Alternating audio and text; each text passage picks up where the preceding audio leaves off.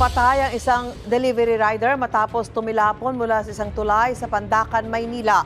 May unang balita si Jomer Apresto. Sa pool sa CCTV ang pagtilapon ng isang delivery rider mula sa isang tulay sa Pandacan, Maynila mag-aalas 7 ng umaga kahapon. Ang biktima agad namatay ayon sa pulisya.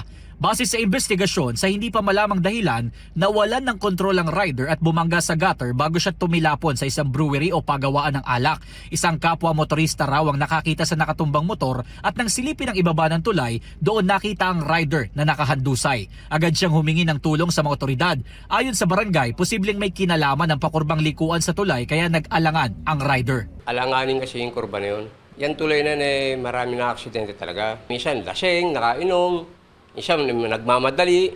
Mula rito sa bahagi ng tulay na walang mga railings, tumalsik ang rider papunta sa isang brewery na nasa ibaba nitong tulay.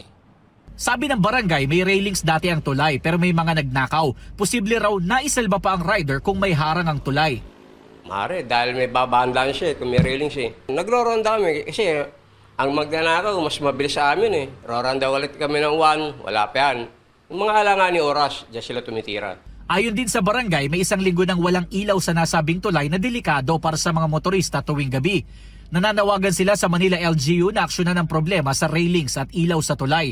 Nagpaalala rin sila sa mga motorista na magdahan-dahan habang bumabaybay sa tulay para maiwasan ang aksidente. Ito ang unang balita, Jomer Apresto, GMA News.